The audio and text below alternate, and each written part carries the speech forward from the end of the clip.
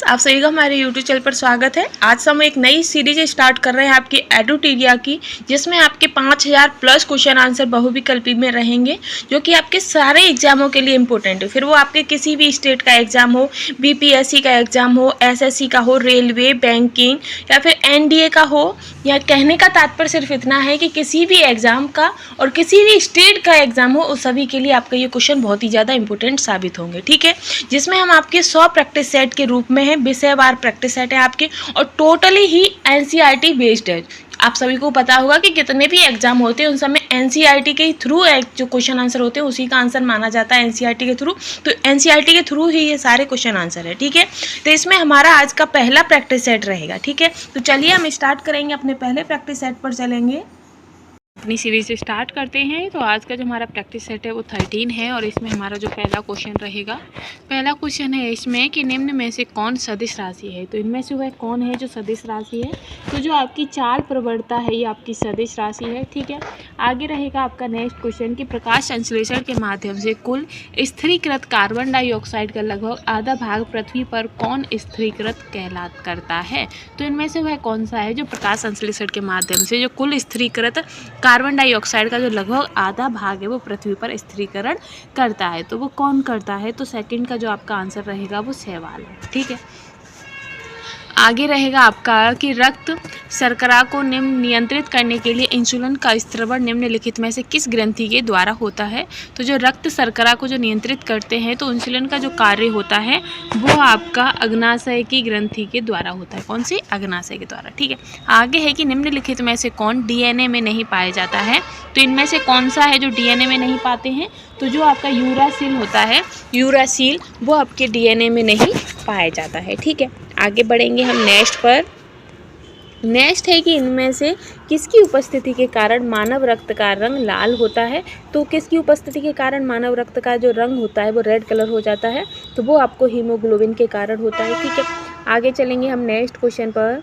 Next है आपका कि सिंधु घाटी सभ्यता के अंतर्गत प्राप्त लिपि लिखी जाती थी। तो जो सिंधु घाटी सभ्यता से जो हमें सभ्यता जो हमें प्राप्त हुई उसकी जो लिपि थी वो कैसी लिखी जाती थी। तो इसका जो आंसर रहेगा वो ऑप्शन सी हो जाएगा कि पहले पंक्ति जो होती थी वो दाईं से बाईं ओर लिखी जाती थी, और दूसरी पंक्ति जो होती थी वो बाएं से दाईं ओर लिखी जाती थी। ठीक है, आगे रहेगा आपका नेक्स्ट क्वेश्चन कि प्रथम बौद्ध संगति के अध्यक्ष कौन थे। तो प्रथम बौद्ध संगति जो थी उसके जो अध्यक्ष थे वो कौन थे, ये हमसे पूछा गया है।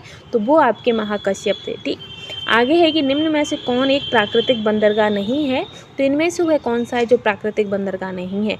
तो जो चेन्नई है वो आपका प्राकृतिक बंदरगाह नहीं है। ठीक है, इसी के साथ नेक्स्ट है कि घेरे की नीति या सुरक्षा प्रकोण की नीति का जनक किसे माना जाता है। तो जो सुरक्षा प्रकोण की नीति के जो जनक हैं वो आपके वारेन हेस्टिंग थे। कौन थे? Warren Hasting. ठीक है, आगे है कि वामपंथी विचारों का आधारित फॉरवर्ड ब्लॉक की स्थापना कब हुई थी। तो जो वामपंथी विचारों के पर जो आधारित आपकी फॉरवर्ड ब्लॉक की जो स्थापना थी वो कब हुई थी, ये हमसे पूछा है। तो वो आपकी 1939 में हुई थी। ठीक है, आगे हम बढ़ेंगे नेक्स्ट क्वेश्चन पर। तो नेक्स्ट क्वेश्चन रहेगा आपका इसी सीरीज में कि विश्व में मछली उत्पादन की दृष्टि से महत्वपूर्ण ग्रांड बैंक निम्नलिखित में से किस क्षेत्र में स्थित है। तो विश्व की में जो मछली उत्पादन की दृष्टि जो महत्वपूर्ण ग्रांड बैंक है वो आपकी किस क्षेत्र में स्थित है। तो वो आपकी अटलांटिक महासागर के उत्तरी पश्चिम क्षेत्र में स्थित है। कहाँ पर है? अटलांटिक महासागर का उत्तरी पश्चिमी क्षेत्र में स्थित है। ठीक है, अब 12वां क्वेश्चन है आपका, जिसमें पूछा है कि सूची 1 को और सूची 2 से आपको मैच करना है। तो इधर एक साइड आपकी शीतोष्ण कटिबंधीय घास दी गई है और दूसरे देश दिए गए हैं। तो जो आपकी कैडबरी घास है, कैडबरी शीतोष्ण कटिबंधीय घास जो है वो आपकी न्यूजीलैंड से संबंधित है। वहीं जो आपकी पुछताछ है वो आपकी हंगरी से संबंधित है। बेल्ट आपकी दक्षिण अफ्रीका से, और पंपास आपकी अर्जेंटीना से। तो आंसर क्या होता है? 3241 ऑप्शन बी आपका करेक्ट हो जाएगा। और फ्रेंड्स, अगर आपको सीरीज पसंद आ रही हो, क्वेश्चन पसंद आ रहे हो, तो प्लीज़ चैनल को लाइक शेयर करना बिल्कुल भी ना भूलिएगा। आगे है आपका कि वंदे मातरम किस राष्ट्रीय आंदोलन का मुख्य गीत था। जो वंदे मातरम था, तो वह कौन सा राष्ट्रीय आंदोलन था जिसका यह मुख्य गीत बना था? तो ये आपका स्वदेशी आंदोलन का मुख्य गीत था। ठीक है, आगे है कि माउंटबेटन योजना के अंतर्गत कब पहली बार भारत विभाजन एवं पाकिस्तान निर्माण को स्वीकार किया गया था? भारत विभाजन और पाकिस्तान निर्माण को स्वीकार किया गया था, तो कब? तो वो आपका 3 जून 1947 को किया गया था। ठीक है, इसी के साथ नेक्स्ट है आपका कि निम्नलिखित में से कौन संसद के किसी भी सदन का सदस्य नहीं होता है और ना ही वह संसद में बैठता है, लेकिन वह संसद का अभिन्न अंग होता है? तो इनमें से वह कौन है? आपके उपराष्ट्रपति, महान्यायवादी, राष्ट्रपति, लोकपाल, वह कौन है जो कि संसद का सदस्य नहीं होता है और ना ही वो संसद की जो बैठक होती है उसमें बैठता है, लेकिन वो संसद का अभिन्न अंग होता है? तो 15 का आपका आंसर हो जाएगा राष्ट्रपति। ठीक है, आगे रहेगा नेक्स्ट क्वेश्चन। आगे है कि संविधान सभा का चुनाव निम्नलिखित में से किस आधार पर हुआ था? तो जो आपका संविधान सभा का जो चुनाव हुआ था वो किस आधार पर हुआ था? सच्ची बताना। आपको ये क्वेश्चन आपने इससे पहले भी ऐसे इस टाइप के क्वेश्चन देखे? अगर कुछ सीरीज़ पसंद आ रही है तो हमें कहने की ज़रूरत नहीं है, आपको पता है कि आपको क्या करना है, चैनल को शेयर करना है और सब्सक्राइब करना है। ठीक है, तो 16 का आपका आंसर हो जाएगा वयस्क मताधिकार पर। ठीक है, आगे है आपका नेक्स्ट कि भारतीय संविधान का कौन सा भाग और अध्याय संघ और राज्यों के मध्य विधायी संबंधों से संबंधित है? तो वह कौन सा राज्य है? तो जो इसका जो आंसर होगा वो आपका आंसर हो जाएगा 17 का ऑप्शन सी हो जाएगा, भाग 11 और अध्याय 1। ठीक है, इसी के साथ हम आगे बढ़ेंगे। आगे है आपका 18 क्वेश्चन कि किस संविधान संशोधन अधिनियम के द्वारा मतदान करने की न्यूनतम उम्र 21 वर्ष से घटाकर 18 वर्ष कर दी गई थी? तो वह कौन सा संविधान संशोधन था? तो 18 का जो आपका आंसर रहेगा बी हो जाएगा, यानी कि 61वां संविधान संशोधन के अंतर्गत आपकी जो मतदान यानी कि वोट देने की जो उम्र 21 वर्ष से हटाकर 18 वर्ष कर दी थी। ठीक है, वहीं हम नेक्स्ट क्वेश्चन पर चलेंगे। नेक्स्ट क्वेश्चन है कि नील आंदोलन का जमकर समर्थन करने वाले हिंदू पैट्रियार्ट के संपादक थे? तो वह कौन थे जो आपके नील आंदोलन के समर्थन करने वाले हिंदू पैट्रियार्ट के संपादक थे? तो 19 का जो आपका करेक्ट आंसर रहेगा वो हरीश चंद्र मुखर्जी हो जाएगा। ठीक है, आगे हम बढ़ते हैं। 20 क्वेश्चन है आपका कि निम्नलिखित में से किसने हिंदी भाषा को भारत की राष्ट्रभाषा के रूप में स्वीकारा व पहली बार स्वराज्य शब्द का प्रयोग किया था? तो वह कौन थे जिन्होंने तो वो आपके दयानंद सरस्वती थे जिन्होंने हिंदी भाषा को भारत की राष्ट्रभाषा के रूप में स्वीकारा और पहली बार स्वराज्य शब्द का प्रयोग किया था। ठीक है, तो ऑप्शन सी इसका करेक्ट था। आगे हम बढ़ेंगे। 21 है कि श्रम गहन उद्योग वह है? तो श्रम गहन उद्योग क्या होता है? तो वह आपका अधिक श्रमिकों की आवश्यकता होती है। ठीक, नेक्स्ट है कि निर्धनता का दुष्चक्र की अवधारणा निम्न में से किसके द्वारा दी गई थी? निर्धनता का दुष्चक्र, ये जो अवधारणा थी वो किसने दी थी? ठीक है, तो जो 22वां है, तो ये जो आपकी अवधारणा थी ये आपकी रैगनर नर्क्स ने दी थी। किसने दी थी? रैगनर नर्क्स ने। ठीक है, आगे रहेगा आपका कि वेद त्रयी कहा जाता है। तो वेद त्रयी आपके किसको कहते हैं? उसमें आपके 3 वेदों का समावेश लिया गया है। तो वेद त्रयी कौन सा है? तो वेद त्रयी जो है वो आपका ऋग्वेद, सामवेद और यजुर्वेदों का मिश्रण है, इसमें अर्थवेद नहीं आता है। ठीक है, 24वां क्वेश्चन है आपका कि डैश मुद्रास्फीति तथा बेरोजगारी के संबंधों को दर्शाता है? तो इसमें से वह कौन सा वक्र है जो मुद्रास्फीति तथा बेरोजगारी को दर्शाता है? तो जो आपका फिलिप्स वक्र है वो आपका मुद्रास्फीति तथा बेरोजगारी के संबंधों को दर्शाता है। ठीक है, नेक्स्ट है कि युगयाल तथा प्यार घास के मैदान किस प्रदेश में पाए जाते हैं? किस देश में पाए जाते हैं? तो ये आपके उत्तराखंड में पाए जाते हैं। नेक्स्ट है कि जलवायु परिवर्तन का क्या कारण है? तो जलवायु परिवर्तन का जो कारण है वो आपका ग्रीन हाउस गैसें, प्रदूषण और ओजोन परत क्षरण का, ये सभी कारण आपके जलवायु परिवर्तन का कारण है। ठीक है, आगे है आपका कि निम्नलिखित में से कौन प्रत्यक्ष कर है? तो इनमें से प्रत्यक्ष कर कौन सा है?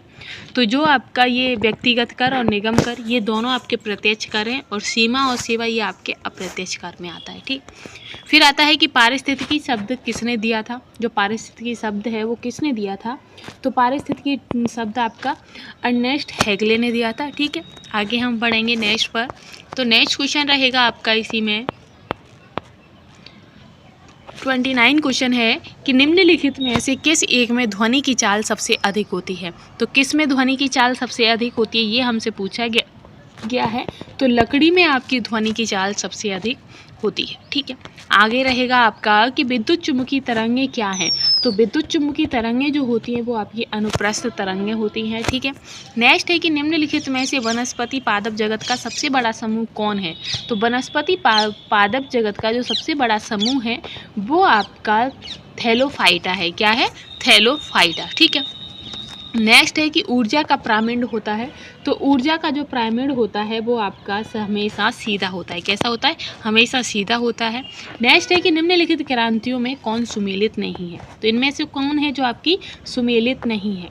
तो खाद्य, इनमें से कौन सी सुमेलित नहीं है ये हमें बतानी है। तो खाद्य क्रांति जो है वो आपकी हरित क्रांति से आती है। सही है। दुग्ध क्रांति आपकी श्वेत क्रांति है। सही है। उद्यान क्रांति आपकी सुनहरी क्रांति है। जो उद्यान क्रांति है वो आपकी सुनहरी क्रांति है। ठीक है, फिर आगे आता है कि कुक्कुट पालन। तो ये भूरी क्रांति से, तो कुक्कुट पालन जो होता है वो भूरी क्रांति से नहीं होता है। और आप हमें कमेंट में बताइएगा कि कुक्कुट पालन कौन सी क्रांति होती है। ठीक है, तो ये आपका जो आंसर इसका सही था वो आपका कुक्कुट पालन हो जाए, क्योंकि हमसे नहीं पूछा है। ठीक, आगे है आपका 34 कि वर्ष 2011 की जनगणना के अनुसार सर्वाधिक लिंगानुपात वाले राज्य घटते क्रम में हमें बताना है। जो सर्वाधिक लिंगानुपात वाले जो राज्य हैं उन्हें हमें घटते क्रम में बताना है। ठीक है, तो केरल, केरल के बाद तमिलनाडु, तमिलनाडु के बाद आंध्र प्रदेश। तो ऑप्शन बी इसका करेक्ट हो जाएगा। आगे है 35 क्वेश्चन आपका। 35 क्वेश्चन है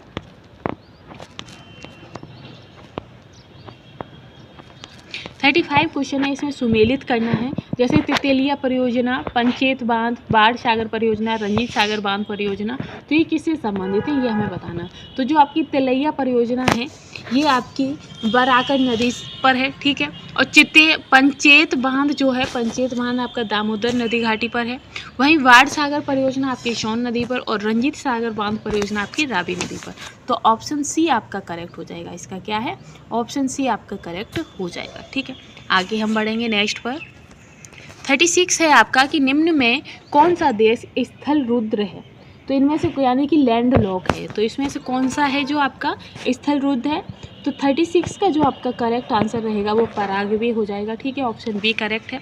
नेक्स्ट है कि ग्रैंड कैनियन घाटी निम्न में से किस नदी की धारा से बनी तरंग घाटी है। तो किस नदी धारा से बनी हुई तंग घाटी है आपकी।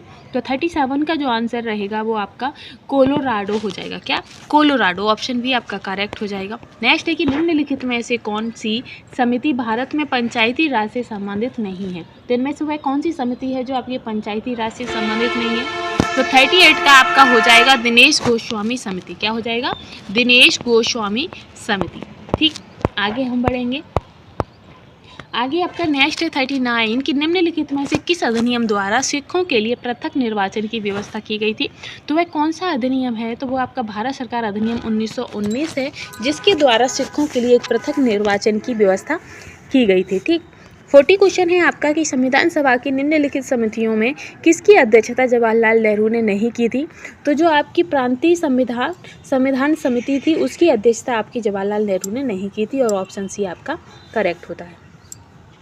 आगे रहेगा कि भारत के सर्वोच्च न्यायालय की संवैधानिक पीठ के निम्नलिखित में से किस फैसले में मृत्युदंड के सजा में दुर्लभतम दुर्लभ सिद्धांत का प्रतिपादन किया गया था। तो दुर्लभतम दुर्लभ जो सिद्धांत का प्रतिपादन है वो आपका बच्चन सिंह बनाम पंजाब राज्य 1980 में किया गया था। ठीक है, ये क्वेश्चन आपका इम्पोर्टेंट हो जाता है और थोड़ा हार्ड क्वेश्चन भी है ये। ठीक है, आगे रहेगा आपका कि लव समेश सर्विस शब्द का जो संबंध है वो किस सेल से है। लव समेश सर्विस, तो ये किस शब्द से है।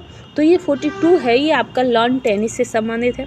फिर आता है कि टाइलर पुरस्कार किस क्षेत्र में दिया जाता है। तो जो टाइलर पुरस्कार है वो आपके पर्यावरण के क्षेत्र में दिया जाता है।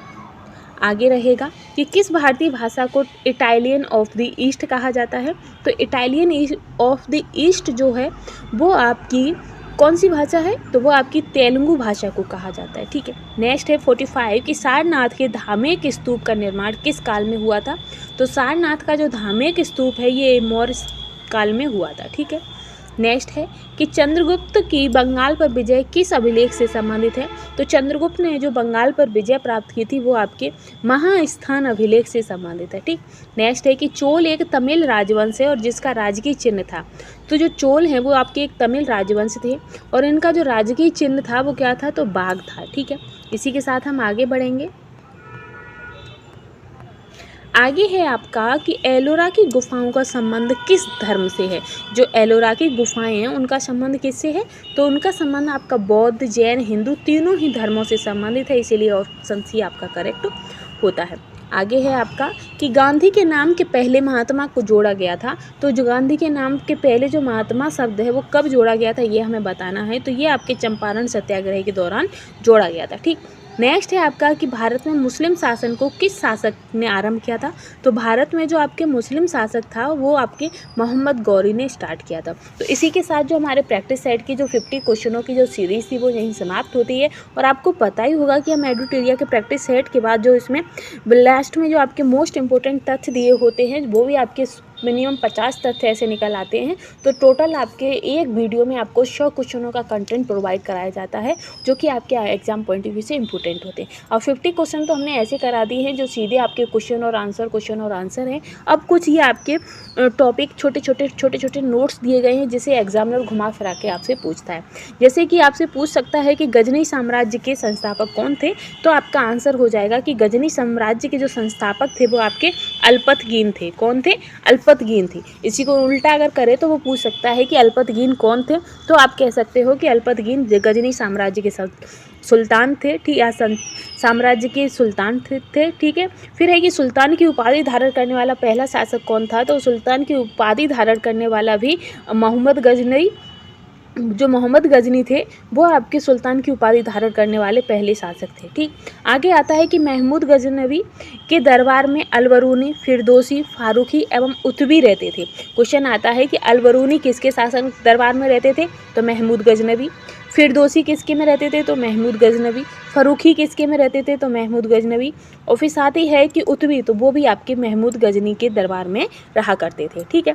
फिर आता है कि गजनी ने भारत पर कितने बार आक्रमण किया था, तो गजनी ने भारत पर 17 बार आक्रमण किया था। और जो 17वां आक्रमण था वो उन्होंने गुजरात के सोमनाथ मंदिर पर किया था। ठीक है। एक क्वेश्चन ये भी है कि जो इनके आक्रमण करने का मुख्य उद्देश्य क्या था, तो इनके आक्रमण करने का मुख्य उद्देश्य सिर्फ इतना था कि भारत में जाएं, वहाँ तोड़फोड़ मचाएं और वहाँ की जो संपदा है, सोना चांदी है, उसकी लूटपाट करें। ठीक है। आगे है कि इसने पहला आक्रमण 1000 ईस्वी में तथा अंतिम आक्रमण 127 में किया था, यानी कि 1027 में किया था और पहला 1000 में किया था। ठीक। 1027 तक इन्होंने 17 बार आक्रमण किया था। फिर आता है कि सोमनाथ मंदिर पर आक्रमण कब किया था, तो इनका जो 17वां आक्रमण था वो सोमनाथ मंदिर पर ही था और ये आपका 1025 में किया था। ठीक है। अब आते हैं मोहम्मद गौरी पर। तो मोहम्मद गौरी ने भारत पर जो पहला आक्रमण किया था वो 1175 में किया था। ठीक। और इन्होंने दूसरा आक्रमण 1178 में किया था। ठीक। और कहाँ पर, तो गुजरात के पाटन में किया था। और जब मोहम्मद गौरी ने जब भारत पर जो गुजरात पर आक्रमण किया था उस समय वहाँ के जो शासक थे वो भीम द्वितीय थे। ठीक। ये इम्पोर्टेंट हो जाता है। अब आपके कुछ युद्ध से संबंधित आता है। तो तराइन का जो प्रथम युद्ध था वो आपका 1191 में हुआ था और ये गौरी और पृथ्वीराज चौहान के मध्य हुआ था। और इसमें जो विजय हुए थे वो आपके पृथ्वीराज चौहान और इसमें विजय हुए थे। ठीक। द्वितीय युद्ध जो था वो तराइन का द्वितीय युद्ध वो आपका 1192 में हुआ था। ये गौरी और पृथ्वीराज चौहान के मध्य हुआ था, लेकिन इसमें जो विजय हुई थी वो गौरी की हुई थी। किसकी हुई थी, मोहम्मद गौरी की। द्वितीय तराइन युद्ध में आपके मोहम्मद गौरी की विजय हुई थी। फिर आता है चंदावर का युद्ध। तो जो चंदावर का युद्ध था वो आपकी गौरी और जयचंद के मध्य हुआ था और इसमें जो विजय थी वो आपकी गौरी की हुई थी। पहले तो जो जयचंद थे उन्होंने पृथ्वीराज को हराने के लिए गौरी को आमंत्रित कर लेते हैं, फिर बाद में जो गौरी है वो इन्हीं के ऊपर बैठ जाता है। ठीक।